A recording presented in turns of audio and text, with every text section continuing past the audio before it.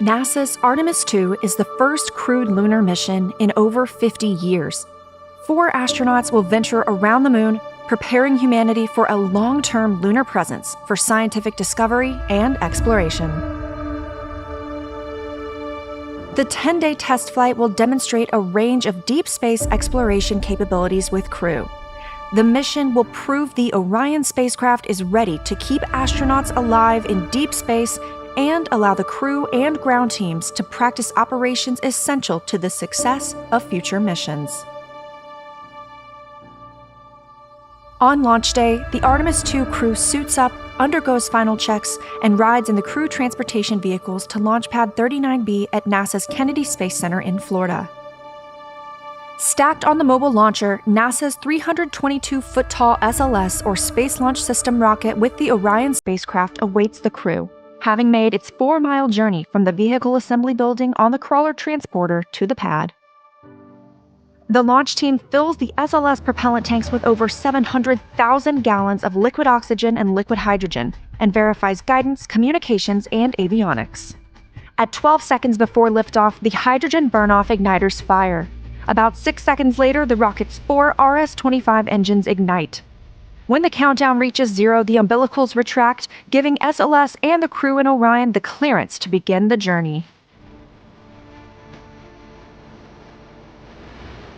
The 6 million-pound moon rocket produces 8.8 million pounds of thrust to accelerate towards space. 75% of this power comes from the 2 17-story solid rocket boosters, each producing 3.6 million pounds of thrust.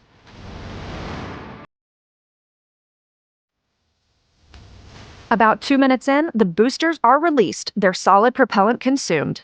The core stage and its RS-25 engines continue to propel Orion and the crew to space. After 3 minutes, the protective fairings surrounding Orion's service module are ejected, exposing its solar arrays. 6 seconds later, the launch abort system is ejected from Orion. The crew has safely reached Earth orbit, though they could still abort using service module engines.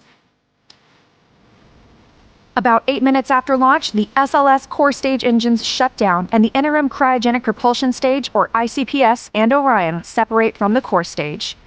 Orion and the ICPS are now flying free.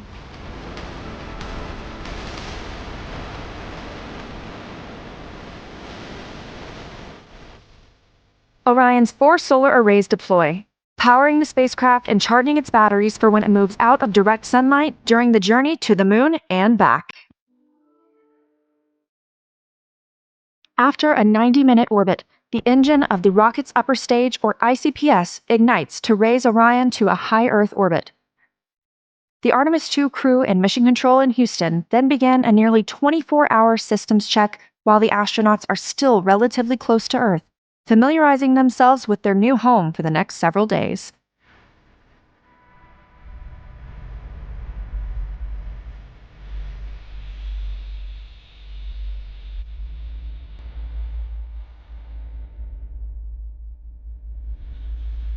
Once in high Earth orbit, Orion separates from the upper stage. The expended ICPS and Orion stage adapter serve as a target for a manual handling test called the Proximity Operations Demonstration, preparing future crews for rendezvous, docking, and undocking with other spacecraft. During the demonstration, Artemis II astronauts use cameras and line of sight through Orion's windows to pilot the spacecraft as they approach and back away, assessing Orion's handling qualities, hardware, and software.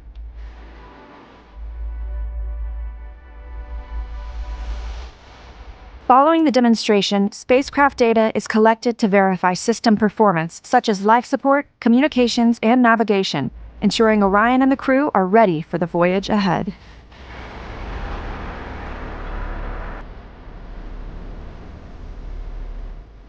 About 23 hours later, Orion's service module performs the Translunar Injection Burn, or TLI, pushing Orion out of Earth orbit and on an approximately 4-day trip to the moon. Ultimately, the crew's figure-8 flight path extends more than 230,000 miles from Earth.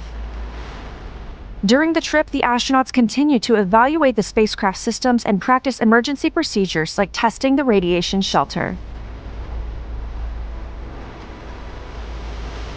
The Artemis II crew travels about 4,600 miles beyond the moon, becoming the first humans to lay eyes on the lunar far side in over 50 years. Their observations will help us prepare for future missions at the moon.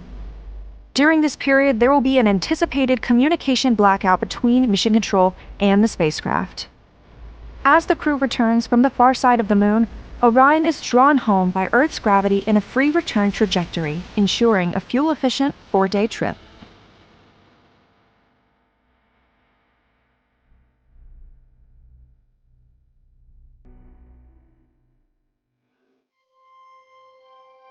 Before entering the atmosphere, Orion's crew module separates from the service module. 12 thrusters ensure Orion is properly oriented at an altitude of about 75 miles from Earth's surface.